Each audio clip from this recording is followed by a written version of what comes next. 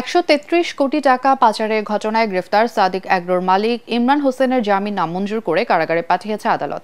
এর আগে তাকে রাজধানীর মালিবাগ এলাকা থেকে গ্রেফতার করে পুলিশের অপরাধ তদন্ত বিভাগ সিআইডি। ব্রিফিংয়ে সংস্থাটি জানিয়েছে, থাইল্যান্ড, নেপাল ও ভুটান সহ বেশ কয়েকটি দেশে ইমরান হোসেনের টাকা পাচারের প্রাথমিক প্রমাণ মিলেছে।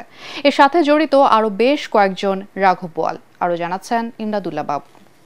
ভিশনের ফুলঝুরি মেগা অফারে ফ্রিজ কিনলেই পাচ্ছেন 16 পিসের আকর্ষণীয় গিফট বক্স একদম ফ্রি।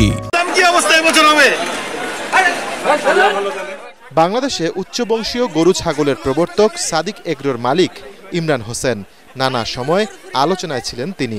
সোমবার মালিবাগ থেকে তাকে গ্রেফতার করে পুলিশের অপরাধ তদন্ত বিভাগ সিআইডি।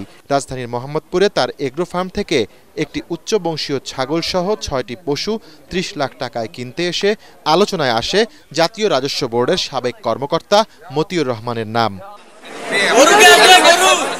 আলোচিত সেই ইমরানের বিরুদ্ধে অর্থ পাচারের অভিযোগ পাওয়ার পর রাজধানীর মোহাম্মদপুর থানায় মামলা করে সিআইডি। প্রাথমিক তদন্তে সংঘবদ্ধ অপরাধ চক্রের সহযোগিতায় চোরাচালান এবং প্রতারণা ও জালিয়াতির মাধ্যমে ১৩৩ কোটি টাকা পাচারের প্রমাণ মেলে। সিআইডির অতিরিক্ত ডিআইজি একরামুল হাবিব জানিয়েছেন, ইমরানের সাথে আরও বেশ কয়েকজনের সম্পৃক্ততার প্রাথমিক তথ্য পাওয়া গেছে। ইমরান হোসেন উনি দেশের থেকে প্রায় ১৩৩ কোটি টাকার উপরে হবে অর্থ দেশের বাইরে পাচার করেছেন। বিদেশ থেকে আমদানির আড়ালে আমরা যেটা জানতে পেরেছি যে প্রায় ৮৬ লক্ষ টাকা উনি দেশের বাইরে অর্থ পাচার করেছেন। আর ওনার নামে বিপুল সম্পদের আমরা প্রমাণ পেয়েছি প্রাথমিক অনুসন্ধানে। আরো অনেক তথ্য আমাদের কাছে আসছে।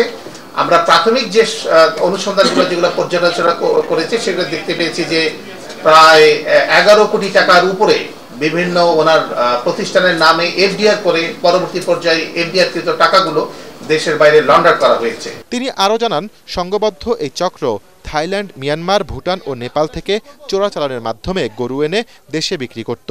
এসব টাকা পাচারের বেশ কিছু তথ্য পেয়েছে সিআইডি। আমরা প্রাথমিকভাবে বেশ কিছু লোকের ৫-৭ জনের সংশ্লিষ্টতার প্রমাণ পাচ্ছি, কিন্তু বিষয়গুলো যেহেতু এখন পর্যন্ত কনক্লুসিভ প্রুফ আমাদের হাতে এসে পৌঁছেনি, সেই কারণে এই বিষয়ে মন্তব্য করাটা এই মুহূর্তে সঠিক হবে না। প্রাথমিক অবস্থায় আমরা থাইল্যান্ড সহ বিভিন্ন দেশগুলোর কথা শুনছি, কিন্তু আমরা আগামীতে যখন তদন্ত হবে এই বিষয়ে সুস্পষ্ট ধারণা আপনাদেরকে দেব। তদন্ত শেষে এই চক্রের সাথে জড়িত বাকিদের নাম প্রকাশ করার কথা জানিয়েছেন সিআইডির এই কর্মকর্তা। ইমদাদুল্লাহ বাবু, ATN বাংলা, ঢাকা।